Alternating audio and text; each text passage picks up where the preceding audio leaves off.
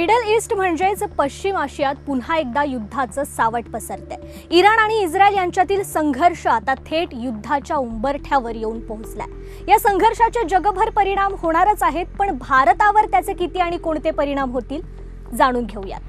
परिणाम क्रमांक 1 म्हणजेच इंधनाचे दर वाढणार। भारत हा जगातील तिसरा सर्वात मोठा तेल आयात करणारा देश आहे। आपलं बहुतांश खनिज तेल हे इराण, सौदी अरेबिया आणि गल्फ देशातून येतं।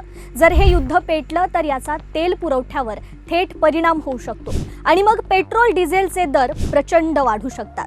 परिणाम क्रमांक 2 म्हणजेच भारतीय अर्थव्यवस्थेवर होणारे परिणाम।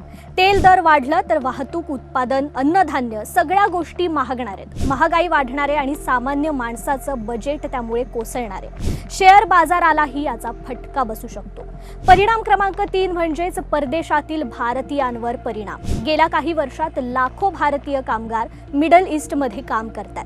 जर संघर्ष वाढला तर या भागात असलेल्या भारतीय नागरिकांच्या सुरक्षिततेचा प्रश्न निर्माण होऊ शकतो। त्यांची सुटका, त्यांना आपल्या देशात परत आणणं भारतासाठी एक मोठं आव्हान ठरू शकतं। चौथा परिणाम म्हणजेच भारताच्या धोरणावर होणारे। भारताचे दोन्ही देशांशी संबंध आहेत। इराण सोबत ऐतिहासिक व्यापार आणि इस्रायल सोबत संरक्षण आणि तंत्रज्ञान क्षेत्रात सहकार्य आहे।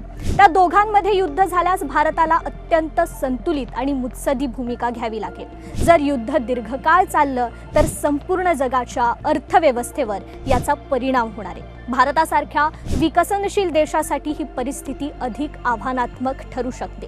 हे युद्ध भारताचं नसलं तरी परिणाम मात्र आपल्यावर होण्याची शक्यता नाकारता येत नाहीये।